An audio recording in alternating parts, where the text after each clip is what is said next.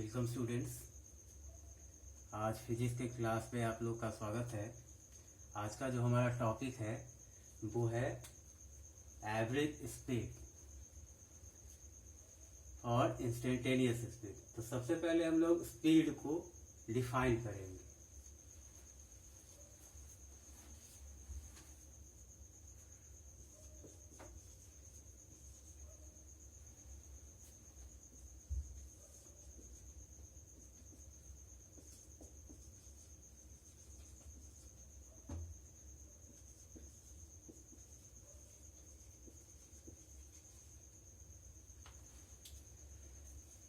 तो सबसे पहले हम समझेंगे व्हाट इज स्पीड। स्पीड है क्या? तो स्पीड का बेसिकली मतलब होता है द डिस्टेंस ट्रेवल्ड पर यूनिट टाइम। मान लो कोई मूविंग ऑब्जेक्ट है, वो डिस्टेंस ट्रेवल करता है। सपोज मान लीजिए एक पाथ है, ये एक पाथ है जिसमें ए इनिशियल पॉइंट है और बी फाइनल पॉइंट है। तो कोई मूविंग बॉडी इस पाथ को फॉलो करते हुए पॉइंट ए से पॉइंट बी तक अगर पहुंचता है तो जितना distance between A and B है उसको कवर करने के लिए कुछ टाइम स्पेंड करना पड़ेगा। तो ये जो टाइम स्पेंड करना पड़ेगा,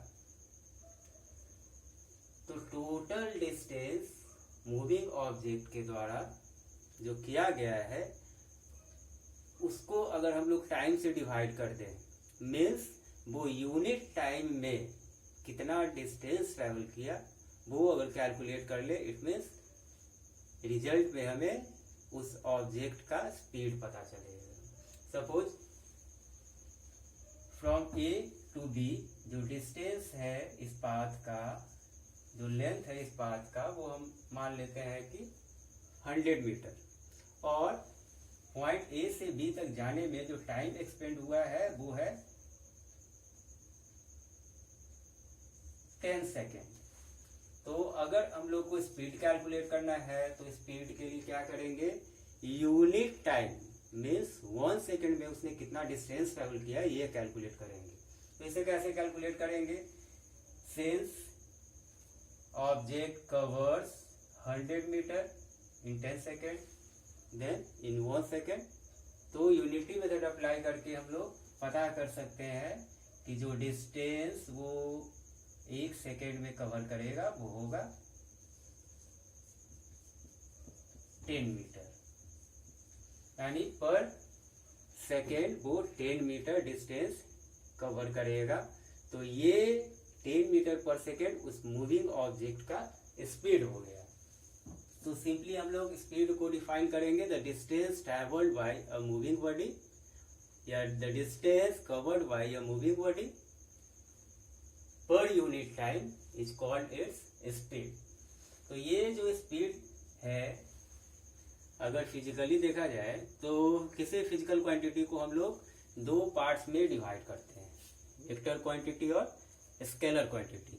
तो जो स्पीड होता है वो एक स्केलर क्वांटिटी होता है क्योंकि इसमें डायरेक्शन से कुछ लेना देना नहीं होता है। इसमें डायरेक्शन जो है हर एक इंस्टेंट पे चेंज हो सकता है। तो वैसे फिजिकल क्वांटिटी जिसमें डायरेक्शन कॉन्स्टेंटली सेम ना बना हुआ हो तो उस तरह के क्वांटिटीज को हम लोग क्लासिफाई करते हैं एज अ स्केलर क्वांटिटी। तो स्पीड को हम लोग स्केलर क्वांटिटी कहेंगे, जैसे डिस्टेंस को हम लोग स्केलर क्वांटिटी कहते हैं। फिर स्पीड के बारे में अगर कहा जाए कि स्पीड को हम लोग मेजर जो करते हैं तो स्पीड मेजर करने के लिए बहुत सारे यूनिट्स हो सकते हैं, जैसे kilometre per hour, miles per hour.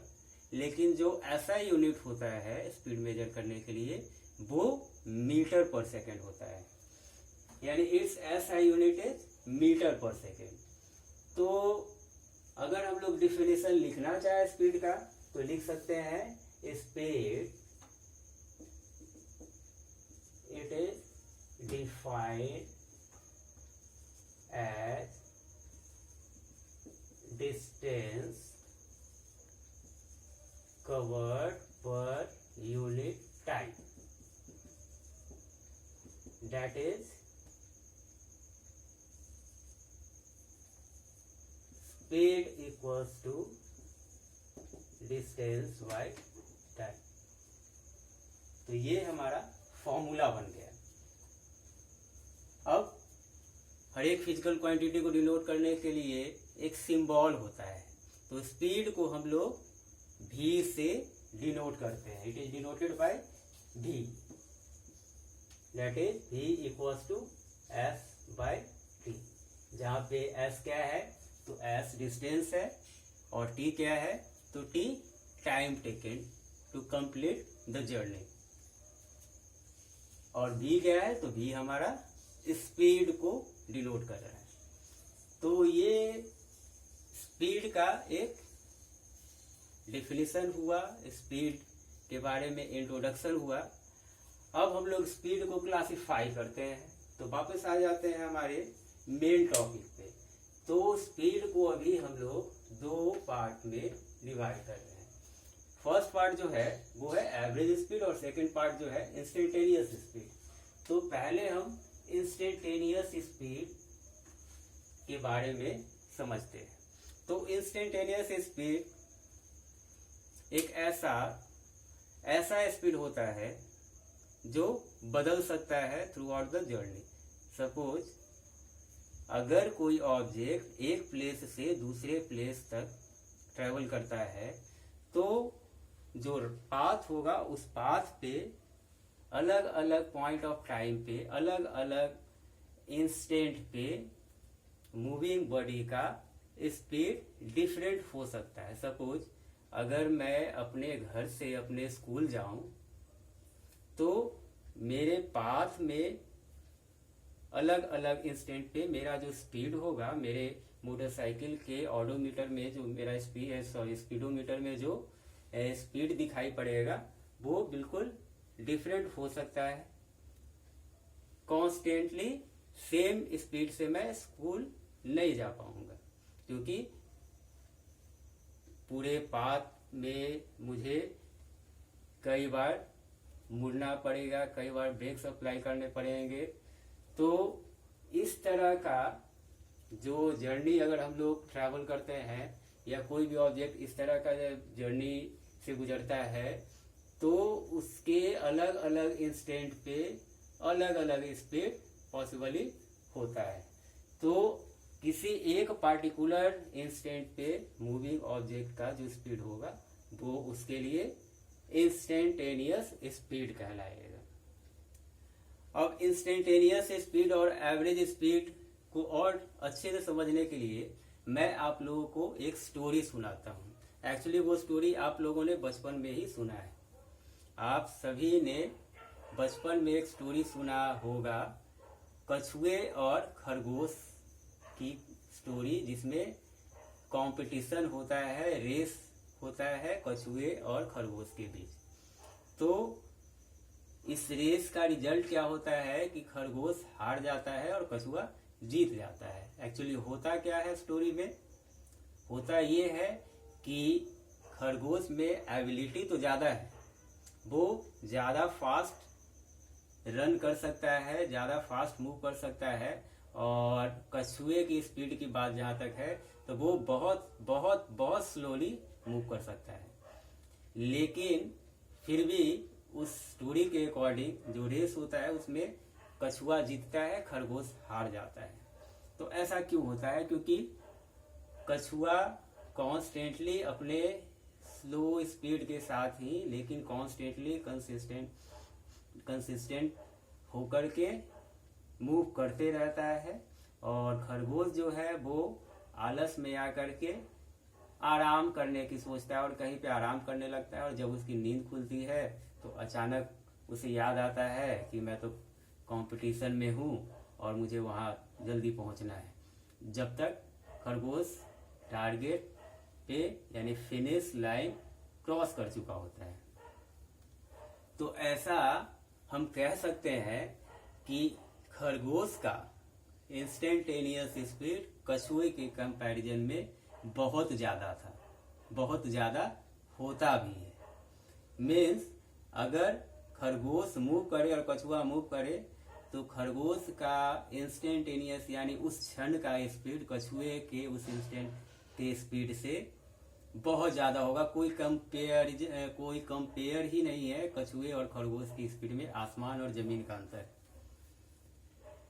लेकिन ओवरऑल जर्नी में अगर देखा जाए कि जो टारगेट था, मान लेते हैं कि 5 किलोमीटर का, तो 5 किलोमीटर का जो टारगेट था उसे जितने टाइम में कछुए ने किया, खरगोश को उससे ज़्यादा टाइम लग गया। अगर खरगोश स्टार्टिंग पॉइंट से फाइनल पॉइंट तक अगर कंटिन्यू मूव करता रहता तो वो काफ़ी पहले पहुंच जाता कछुए से, लेकिन उसने ऐसा नहीं किया। वो बीच रास्ते में कहीं पे सो गया, आराम किया, यानी कि अपने टाइम को वो स्पेंड कर दिया। तो कहने का मतलब ये है कि इस स्टोरी से हम समझ सकते हैं कि रेस को जीतने के लिए इंस्टेंटेनियस स्पीड का ज़्यादा होना जरूरी नहीं। हो सकता है कि इंस्टेंटेनियस स्पीड किसी का ज़्यादा हो लेकिन वो रेस हार जाए, यानी कंसिस्टेंट रहना ज़्यादा जरूरी है। तो यहाँ से हम लोग समझ सकते हैं और डिफ्रेंशिएट कर सकते हैं कि एवरेज स्पीड और इंस्टेंटेनियस स्पीड में क्या अंतर है। अब सपोज करते हैं कि पटना से दिल्ली एक ट्रेन जाती है। पटना से दिल्ली का जो डिस्टेंस है वो हम मान लेते हैं 1000 किलोमीटर, 1000 किलोमीटर। और ट्रेन जब पटना से खुलती है दिल्ली जाने के लिए तो बहुत सारे स्टेशंस हॉल्ट है जहाँ पे ट्रेन को रुकना पड़ता है। तो रुकने का जो टाइमिंग है 5 मिनट, 10 मिनट, आधा घंटा, अलग अलग स्टेशंस पे, हॉल्ट पे, तो वो सारे टाइम्स को हम लोग उसके द्वारा स्पेंड किए हुए टाइम में काउंट करते हैं। और टोटल जो उसने डिस्टेंस ट्रेवल किया 1000 किलोमीटर, उस डिस्टेंस को उसके द्वारा स्पेंड किया गया टोटल टाइम, चाहे वो टाइम स्पेंड जो हुआ है वो मूव करते हुए हुआ हो या फिर रेस्ट करते हुए हुआ हो या ट्रेन के इंजन में कोई प्रॉब्लम हो और ट्रेन रुक गई हो 2 घंटे के लिए, 4 घंटे के लिए, इट डजेंट मैटर, उससे कोई मतलब नहीं है। ट्रेन ने कितना टाइम स्पेंड किया और कितना डिस्टेंस अचीव किया, कवर किया। तो जितना डिस्टेंस कवर किया और जितना टाइम स्पेंड किया उसको डिवाइड कर देंगे, उसका एक रेट निकाल लेंगे, तो वो ट्रेन का एवरेज स्पीड होगा।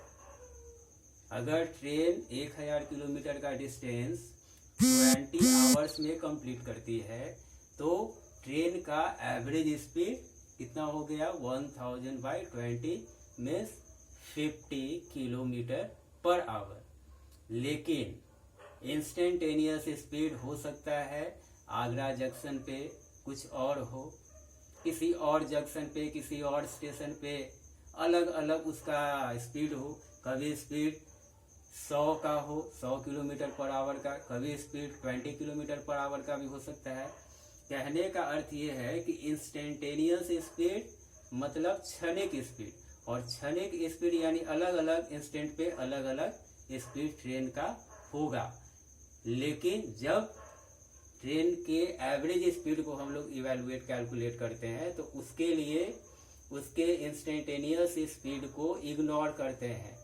ट्रेन कभी 100 किलोमीटर पर आवर से भी चली, कभी 10 किलोमीटर पर आवर से भी चली, उससे कोई लेना देना नहीं है, उसको बिल्कुल अवॉइड करते हैं, इग्नोर करते हैं। और काउंट सिर्फ ये करते हैं कि ट्रेन ने डिस्टेंस कितना कवर किया और टोटल टाइम कितना स्पेंड किया।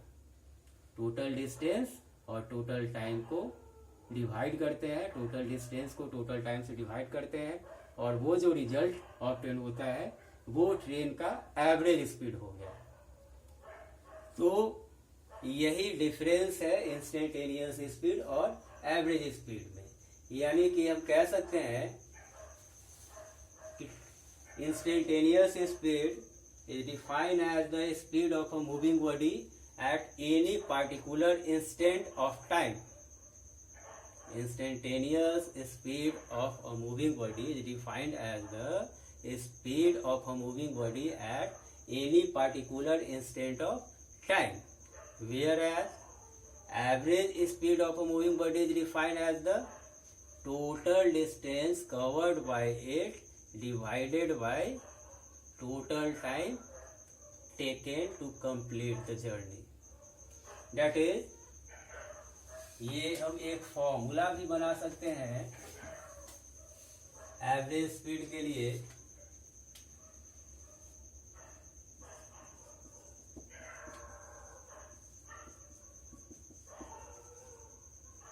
टोटल डिस्टेंस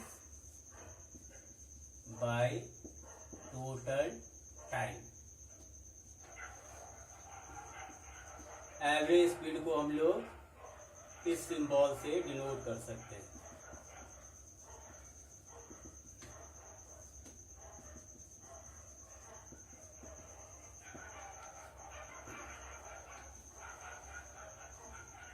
अगर डिफिनीशन लिखना हो तो इंस्टेंटेनियस स्पीड के लिए डिफिनीशन लिख सकते हैं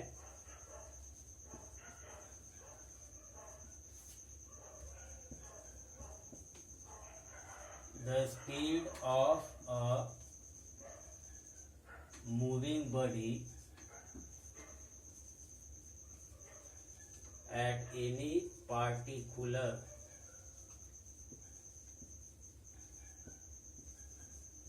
instant of time. Average speed को अगर डिफाइन करना चाहें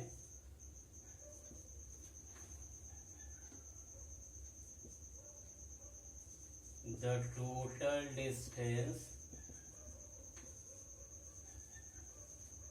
covered by a moving body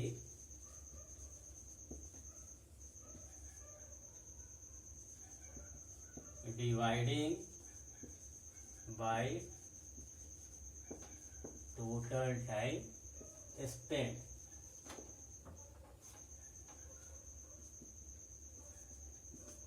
That is V average equals to total distance by total time। तो इस तरह से हम स्पीड के ये दोनों कैरेक्टर, दोनों पार्ट्स को समझ सकते हैं कि क्या होता है इंस्टेंटेनियस स्पीड और क्या होता है एवरेज स्पीड।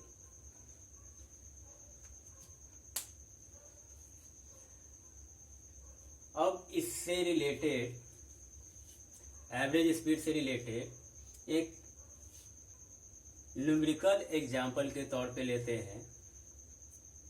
सपोज करते हैं, मैं ये थोड़ा इरेज कर दूं।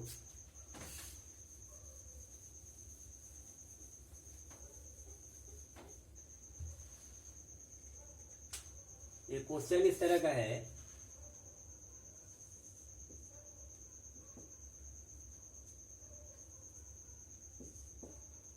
कि एक train point A, station A to station B गई। तो ये आधे रास्ते टोटल डिस्टेंस दोनों स्टेशन के बीच 100 किलोमीटर है और ये मिड पॉइंट है, मिड प्लेस है बिटवीन दीज स्टेशंस। इन दोनों स्टेशंस के बिल्कुल एक मिड स्टेशन है, यानी कि 50 किलोमीटर 50 किलोमीटर। तो ट्रेन जो है यहाँ से यहाँ तक 60 किलोमीटर पर आवर स्पीड से ट्रैवल की और यहाँ से यहाँ 40 किलोमीटर पर आवर स्पीड से ट्रैवल की। और क्वेश्चन किया गया कि बताइए एवरेज स्पीड क्या होगा throughout the whole journey. Train का average speed throughout the whole journey क्या होगा। तो इसके लिए हम क्या करेंगे, तो जैसा कि हमने ये जो फॉर्मूला जाना है, एवरेज स्पीड निकालने के लिए हमेशा total distance by total time apply करेंगे। तो टोटल डिस्टेंस और टोटल टाइम हमको चाहिए।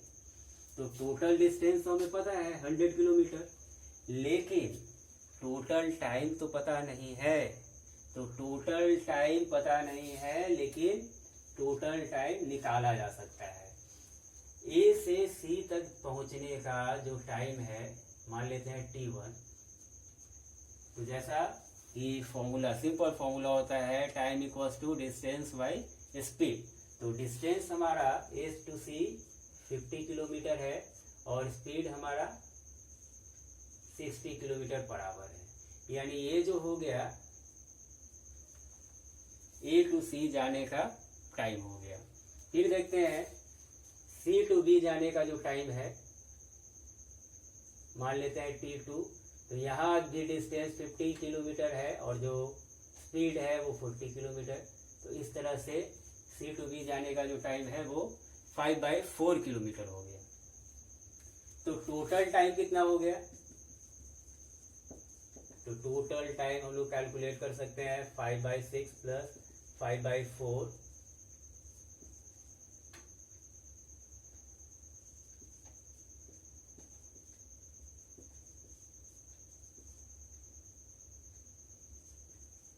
टोटल टाइम हमारा हो गया 50/24 आवर्स। तो टोटल टाइम हमें पता चल गया। अब टोटल टाइम पता चल गया और टोटल डिस्टेंस हमें पहले से ही पता है। तो अब लिख देंगे now total distance equals to 100 kilometre, total time 50/24 hours, average speed equals to total distance by total time.